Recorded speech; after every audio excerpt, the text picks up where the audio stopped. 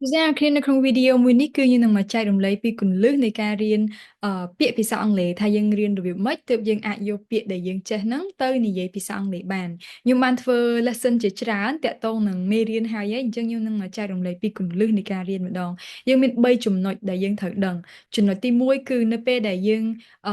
ឃើញពាក្យថ្មីគឺយើងកុំព្យាយាមបកប្រែខ្មែរបើសិនជាយើងមានពាក្យន័យដូចជាភាសាអង់គ្លេសឧបមាថាពាក្យ quickly អញ្ចឹង quickly ហ្នឹងវាបកប្រែថាលឿនប៉ុន្តែយើងចេះពាក្យផ្សេងក្រៅពីលឿននឹងអត់ដូចជាពាក្យថា fast អញ្ចឹងយើងអាចដាក់វាជាបកប្រែនៅលើហ្នឹងទៅ fast ជាជាងយើងទៅសេជាភាសាខ្មែរការធ្វើបែបហ្នឹងគឺវាអាចធ្វើឲ្យយើងគិតជាភាសាអង់គ្លេសបានច្រើនជាងមុនពីព្រោះអីពេលដែលយើងមិនមានខ្មែរយើងនឹងគិតបានអង់គ្លេសច្រើនហើយអញ្ចឹងនៅពេលដែលយើងធ្វើអញ្ចឹងច្រើនដងយូរទៅគឺយើងនឹងអាចគិតជាភាសាអង់គ្លេសបានច្រើនតែយើងអត់ទម្លាប់ប្រើពាក្យហ្នឹងយើងនៅគិតខ្មែរសិនហើយចាំយើងបកទៅអង់គ្លេសទៀតអញ្ចឹងវាយូរតែបើយើងគិតចេញអង់គ្លេសហ្មងគឺមកជំហានដល់ហ្មងចាប៉ុន្តែអាហ្នឹងក៏តម្រូវឲ្យយើងចេះពាក្យច្រើនគួរសមដែរដូចជាពាក្យ fast អញ្ចឹងយើងចេះអត់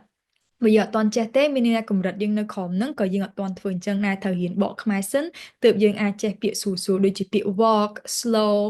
eat have breakfast ពាក្យទាំងអស់ហ្នឹងបើសិនជាយើងអត់ទាន់ចេះទេយើងអាចយកគន្លឹះនេះទៅប្រើបានទេគឺសម្រាប់អ្នកដែលគាត់ធ្លាប់រៀនបានច្រើនគាត់ចេះពាក្យច្រើនគួរសមដែរប៉ុន្តែគាត់អាចយកពាក្យទៅនិយាយបានចំណុចទី2នៅពេលណាដែលអ្នកទាំងអស់គ្នារៀនកុំព្យាយាមតែផ្ដោតសំខាន់តែមួយពាក្យព្រោះអីកាលណាយើងផ្ដោតសំខាន់តែមួយពាក្យហ្នឹងគឺយើងអត់យល់ពាក្យដែលគេប្រើហើយឧបមាថាយើងអានអត្ថបទណាមួយចឹងទៅនៅពេលដែលយើងអានយើងអត់ចេះពាក្យ quickly ទេប៉ុន្តែយើងអត់បានទៅមើលថាគេប្រើពាក្យហ្នឹងរបៀបម៉េចផងហ្នឹងអញ្ចឹងធ្វើឲ្យការដែលយើងចេះតែពាក្យ quickly មួយម៉ាត់ហ្នឹងក៏យើងមិនអាចយកវាទៅប្រើបានដែរព្រោះអីគោលបំណងរបស់យើងគឺមិនមែនគ្រាន់តែចេះបកប្រែយល់អត្ថន័យទេគឺត្រូវដឹងថាវាប្រើនៅកលៈទេសៈបរិបទណាដែរអញ្ចឹងហើយឃើញពាក្យថ្មីព្យាយាមអានប្រយោគនឹងឲ្យច្រើនដងដោយយកពាក្យដែលយើងបកប្រែខ្មែរហើយនឹងទៅជំនួសពាក្យហ្នឹងហើយព្យាយាមអានវាដើម្បីថាអូនៅក្នុងលក្ខណៈឬក៏លក្ខខណ្ឌបែបនេះគេប្រើពាក្យហ្នឹងអញ្ចឹងទៅចា៎ចំណុចទី3នៅពេលដែលអ្នកទាំងអស់គ្នារៀនពាក្យ quickly គឺមិនមែនផ្ដោតសំខាន់តែពាក្យ quickly នឹងមួយទេគឺអ្នកទាំងអស់គ្នាត្រូវផ្ដោតសំខាន់ទៅលើប្រយោគពីខាងមុខប្រយោគពីខាងក្រោយនិងប្រយោគនៅចំកណ្ដាលដែលប្រើពាក្យហ្នឹងហ្មងអញ្ចឹងខ្ញុំនឹងប្រើexamples ដែលខ្ញុំនឹង share screen ឲ្យអ្នកទាំងអស់គ្នាថាយើងរៀនរបៀបម៉េចតើបយើងអាចយកចំណុចទាំង3ហ្នឹងទៅប្រើប្រាស់បានហើយយើងអាចយកពាក្យដែលយើងចេះហ្នឹងទៅនិយាយបានអូខេឥឡូវខ្ញុំ share screen ដើម្បីពន្យល់អ្នកទាំងអស់គ្នាពីការប្រើប្រាស់ពាក្យទាំងអស់ហ្នឹងអញ្ចឹងដូចជាពាក្យថា quickly let me just make it a little bigger yeah a little bigger. I think this big. Too big. Let me just put it here. Okay. So the first sentence here is not a sentence, a question. What time do you have breakfast? What time? អញ្ចឹងសំណួរគេគឺគេសួរថាញ៉ាំបាយពេលព្រឹកម៉ោងប៉ុន្មានកន្លែងនេះគឺយើងអាចយកពាក្យដែលយើងរៀន quickly ហ្នឹងពាក្យនេះទៅប្រើបាន What time do you have breakfast? I have breakfast at 9 o'clock. I usually get up early and prepare my breakfast. I eat it quickly before I go to bed. អញ្ចឹងនៅពេលដែលខ្ញុំឆ្លើយសំណួរមួយហ្នឹងខ្ញុំយកពាក្យមួយចំនួនដូចជាពាក្យ have breakfast, get up,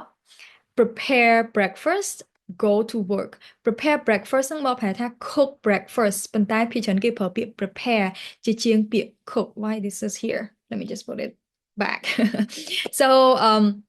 yeah អញ្ចឹងនៅពេលដែលគេសួរថាញ៉ាំបាយពេលព្រឹកម៉ោងប៉ុន្មានមិនក៏បាច់ចាំបាច់រៀបរាប់ច្រើនម៉េះបើសិនជាយើងអត់រៀបរាប់អញ្ចឹងទេយើងក៏មិនអាចយកពាក្យ get up early ហ្នឹងមកប្រើបានល្អដែរអញ្ចឹងបើកាលណាយើងទម្លាប់យកពាក្យដែលយើងចេះហ្នឹងទៅប្រើយូរទៅពាក្យដែលយើងចេះទាំងប្រមាណហ្នឹងគឺយើងយកប្រើសឹងតបានទាំងអស់ហើយដោយសារតែយើងយកវាទៅប្រើបែបហ្នឹងមិនមែនគេសួរថាញ៉ាំបាយពេលព្រឹកម៉ោងប៉ុន្មាននិយាយតែម៉ោងចប់ទេបើយើងចេះអង់គ្លេសយើងធ្វើអញ្ចឹងបានតែបើយើងកំពុងតែរៀនអង់គ្លេសព្យាយាមអនុវត្តអញ្ចឹងសួរខ្លួនឯងឆ្លើយខ្លួនឯងទៅយូរទៅពាក្យដែលយើងធ្លាប់តែស្ដាប់យល់ហ្នឹងគឺយើងយកទៅប្រើបានខ្លួនឯងហ្មងចាអញ្ចឹងខ្ញុំនឹងមកប្រាប់ថាសំណួរហ្នឹងខ្ញុំដាក់ព័ត៌មាននៃគេខ្លះដើម្បីឆ្លើយ What time do you have breakfast I have breakfast at 9 I usually get up early and prepare breakfast ទី1គឺប្រយោគដំបូងត្រូវប្រាប់ថាញ៉ាំបាយម៉ោងប៉ុន្មានព្រោះគេសួរអញ្ចឹងត្រូវប្រាប់មកបន្ទាប់ពីប្រាប់ម៉ោងក៏ពេលខ្លះយើងត្រូវបន្ថែមព័ត៌មានដោយ I usually get up early and prepare breakfast ពួកអីបើមិនភ្ញាក់លឿនហើយធ្វើម្ហូបទេគឺមានអីញ៉ាំទេ That's why you need to give some information about why do you eat at 9 o'clock or something relates to the idea of eating here. I eat it quickly before I go to work. អញ្ចឹង I eat it. Eat what? Eat breakfast. So instead of saying I eat breakfast quickly, you can say I eat it quickly before I go to work. អញ្ចឹងកន្លែងពាក្យ quickly ហ្នឹងគឺយើងអាចប្រើបានហើយព្រោះអីប្រយោគដើមរបស់វាហ្នឹងគឺគេនិយាយថា I have breakfast quickly in the morning អញ្ចឹងយើងឃើញរបៀបប្រើតបមកយើងយកវាទៅប្រើបែបដែរមកដើម្បីឲ្យយើងប្រើត្រូវព្រោះគេនិយាយថា eat breakfast quickly អ្នកនេះដូរទៅជា I get dressed ពាក់កៅអៅលឿនឬក៏ I take a shower quickly because I'm late could be អញ្ចឹងពេលហ្នឹងគឺយើងអាចយកពាក្យ quickly មកប្រើបានហើយត្រូវចាំថានៅពេលដែលយើងកំពុងរៀនគឺយើងមិនមែនគ្រាន់តែឆ្លើយម៉ោងឲ្យចប់ទេគេសួរម៉ោងប៉ុន្មានញ៉ាំបាយម៉ោង9ប៉ុណ្្នឹងមែនអត់ទេអត់អាចពង្រឹងចេះពាក្យទេសំខាន់ចេះពាក្យវេយ្យាករណ៍សូវប៉ុន្មានទេមកក្រោយទេសំខាន់ឲ្យចេះពាក្យប្រើពាក្យយើងប្រើវេយ្យាករណ៍ត្រូវយើងនិយាយបានហើយ Yeah okay another question here Do you take shower in the morning ងូតទឹកអត់ពេលព្រឹក Do you take a shower in the morning and in this sentence I would like to use the word feel fresh ដោយសារតាខ្ញុំងូតទឹកដើម្បីឲ្យ feel fresh I can say yes I do I always take a shower after I get up អញ្ចឹងខ្ញុំប្រើពាក្យ get up ទៀតហើយ I always take a shower after I get up អញ្ចឹងភ្ញាក់ពីគេងទៅងូតទឹកមក I always take a shower after I get up I take a shower for about 15 minutes in the morning អញ្ចឹងយើងអាចប្រាប់ថាតើយើងងូតទឹកប៉ុន្មាននាទី I take a shower for about 15 minutes in the morning because it makes me feel fresh អញ្ចឹងខ្ញុំអាចចេះពាក្យ feel fresh ហើយ so I can be productive at work Yeah be productive នឹងមានធ្វើការបានល្អជាងមុននៅពេលយើងងូតទឹកទៅអារម្មណ៍ស្រស់ថ្លាធ្វើការបានល្អ I have more you can see it I don't have time because the video is gonna be long you can screenshot and read it they're all the same yeah okay